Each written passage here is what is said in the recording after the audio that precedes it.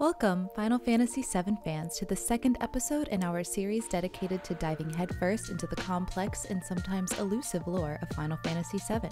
I've been a huge fan of the series since my early teen years, and it's been a dream of mine to create content discussing and analyzing the game's story and characters. As a general rule, I tend to focus most of my analysis on the text of the main game, given that the compilation has retconned many of the original game's events.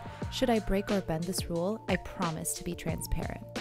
In our first episode, we analyzed Sephiroth's upbringing as a ward of ShinRA, how he was conceived and groomed to be the perfect soldier. However, Sephiroth is far from the only child to carry the weight of ShinRA's conquests, and Final Fantasy VII is certainly not the only piece of Japanese media to utilize the child soldier trope. In this episode, I want to take a look at the behaviors and ages of ShinRA recruits with supplementary research into Japan's history with child soldiers. Without further ado, let's get into it.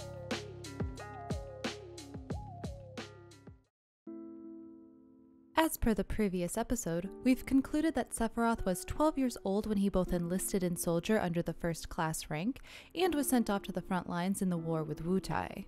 After the first bombing mission, it's quickly revealed that Cloud had left his hometown at the age of 14 to enlist in ShinRA's elite military group Soldier, with aspirations of achieving first class rank. Later, the player learns that Cloud was not successful in his attempts to join Soldier, but instead enlisted as a regular infantryman at the age of 15. We know that Zack Fair is around Cloud and Aerith's age, so we can easily assume that he was also a teenager when he first joined Soldier.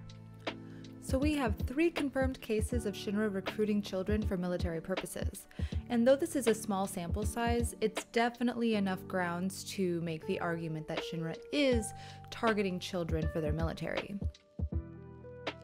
Through the vents connecting the conference room and the toilets, Cloud, Barrett, and Tifa learn of ShinRA's plans to establish Neo Midgar, a utopian society that thrives on the Mako-rich soil of the Promised Land, a heavenly realm associated with the Cetra. Contrast this with the presently established cities of Midgar and Junin, both of which nurture the separation of lower and upper classes and display that separation quite literally in the structure of either city. The elites in the clean, advanced towns above, and the peasants struggling to survive below their feet. Junin is also arguably under military rule, as the upper city is swarming with infantrymen and the elevator connecting the upper and lower cities is guarded by a man in uniform. Following ShinRA's history of lying to maintain public approval, mass murder to keep secrets buried, and general hostility toward the lower classes, the player quickly sees the Neo Midgar plan for what it truly is, a utopia for the elites built on the backs of the lower classes. Neo Midgar is merely propaganda designed to brainwash the ignorant citizens into supporting ShinRA's cause. It brings to mind the Greater East Asia Co-Prosperity Sphere, a concept of Imperial Japan used to legitimize Japan's takeover and rule over other Asian countries along the Pacific. ShinRA actually echoes a lot of both Japanese and American imperialism and colonialism, but I want to stay on topic here, so we'll save that doozy of a conversation for the next episode. The reason I draw attention to the Neo Midgar project in relation to ShinRA's recruitment of child soldiers is to show evidence of ShinRA's motivations in doing so. ShinRA not only wants to gather resources, but wants to expand and stretch its power across the globe. The Mako reactors planted in several remote villages, and the struggle to overpower Wutai who refuse to cooperate, all point to global expansion and an attempt to make the population dependent on the Mako energy the company appears to have a monopoly on. When contracts aren't signed, ShinRA's military is not far behind. Additionally, a 2020 interview with Yoshinori Kitase revealed that ShinRA's name comes from the word Shinwa, stories of God, and represents the company's goal of becoming God, or the highest power. With global expansion on ShinRA's vision board, a need for a constant influx of military recruits is in order. How can ShinRA ensure a flowing pool of aspiring military recruits? Target the youth. Consider children's print media during the era of Imperial Japan. Magazines like Kodansha aimed at adolescent boys published stories of soldiers willing to die in the name of freedom and to secure their destiny.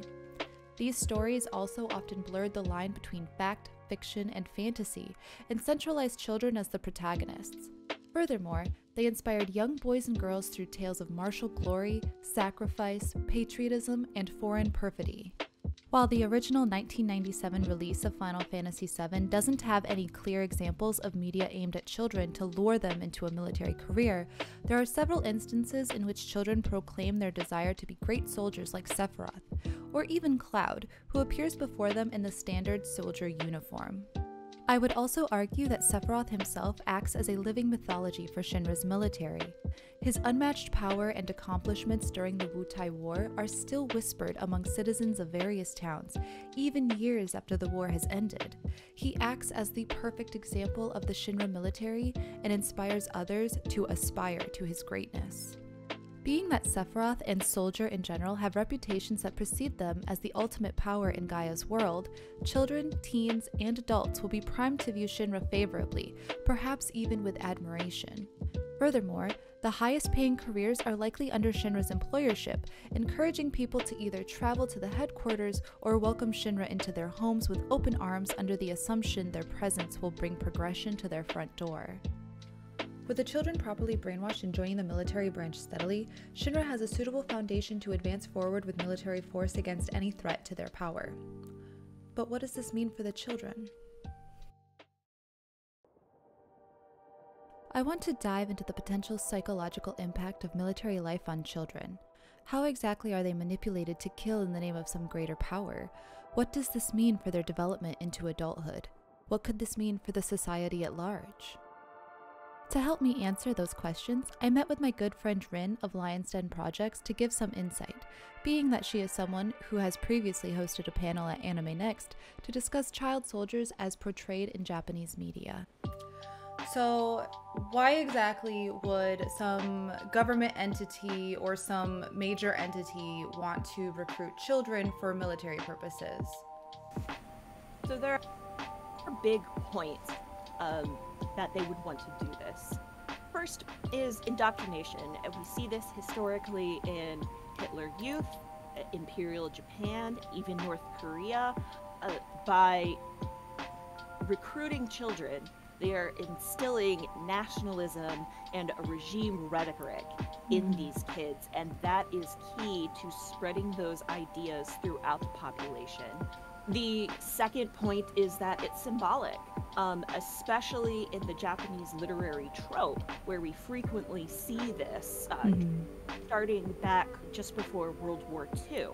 The child soldier is typically a prodigy in this type of story and is holding some clandestine powers, and the initial birth of the trope made it a symbol of the regime's supposed clandestine right to prevail. The children are typically held as the hope and the future of the society. So in this literary trope, the child soldier is that shining proof that they have the divine right to win the conflict. Right. And then the next point is they're easy targets. You know, unfortunately, children are more likely to believe what adults tell them. They're more likely to view adults as having power over them, so they must obey. We see this especially in cultures that hold the ideals of respect your elders, the Confucianist beliefs that your parents gave your body to you, essentially. So this makes them more easily manipulated into believing they don't have a choice than to listen to the older people around them. It makes it very easy to replace their perceived caretaker in the child's life with the commanding officer. They essentially become your parent. So it makes it easier to mold these children to take orders. And this is especially prevalent in modern day cases of child soldiers. That does happen today. Right. And then the final point is an underdeveloped brain. Children's brains, personalities, and their worldviews are not yet cemented. There are some studies that show our personalities may not cement up until our 20s even. So it's much easier to force them into committing atrocities because they have less developed morals and beliefs. Right, yeah. So, like, on that note, like, with the developing brain and everything, like, are they even capable of, like, coping with all the things that they're being asked to do? let's be honest, full-grown adults are barely capable of coping. And I mean that in a war situation. You know, that's why the integration into civilian life is one of the biggest hurdles for returning veterans. For children, it is absolutely worse. So remember, you know, their brains are not finished developing yet. If you consider the amount of traumatic stress placed upon an adult soldier, life experiences, understanding of what's happening around them during warfare. Now you take that and you imagine a child in that place who's not yet built up the same mental coping mechanisms or ability to rationalize out what they're doing. Modern neuroscience has shown us that traumatic stress causes physical damage in the brain tissue. Children are having their entire evolution as a person interrupted when placed in situations. Right. Wow. So then what's the lasting impact on the child from there on out? So, research interviews done with recovering child soldiers in recent years show extreme cases of post-traumatic stress disorder that impact their ability to live everyday lives. Dissociation, where a person disengages mentally from the world around them, is an extremely common symptom. In some cases, this can manifest as a catatonic state, where their eyes are open, but they are not at home. Because the development of the brain was interrupted, they're also more likely to have complete antisocial tendencies and exhibit disruptive, aggressive behavior. They have no coping skills or interpersonal skills. This type of trauma really impacts a person's ability to interact with other human beings because it's impacted their ability to have empathy. Depression, suicidal ideations are extremely common, and they have also been documented to have micropsychotic episodes where they have auditory hallucinations.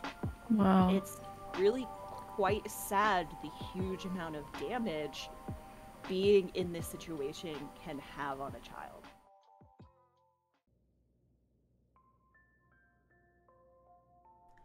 Children are not and should not ever be expected to be capable of carrying the weight of military conquest. Even adults are not built for the overwhelming effects of trauma born from war. The impact is detrimental to the mental health of those brought up through the military, and it can only be assumed that ShinRA is bringing up brainwashed and traumatized citizens incapable of seeking recovery or normalcy in the aftermath. I find that we don't discuss the children of Final Fantasy VII enough, past, present, or future. The suffering inflicted on a child Sephiroth was used to lure and trap children like Cloud and Zack. Those child soldiers destroyed the homes and lives of children like Yuffie and Marlene. A continuous cycle of trauma that asks the player to stop and beg the cast to end it permeates the narrative of Final Fantasy VII.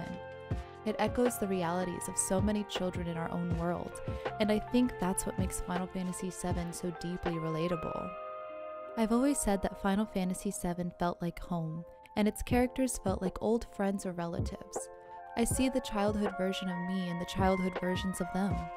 The cast feels so incredibly human. It's easy to forget that they only exist in the imaginations of those who love them. Really, I think Final Fantasy VII tells its story through the vehicle of nostalgia, or memory. Memories can be powerfully loud or quietly subtle. They can be reshaped by trauma, morphed and Frankensteined into something we're more able to hold on to. To put it clearly, the memory of childhood is something we carry with us all throughout our lives. It shapes us into the adults who influence the childhoods of others. So let's talk about the children of Final Fantasy VII more often. They have hopes and dreams and are willing to share more secrets about the world than anyone else. It is the children, after all, for whom the future is made.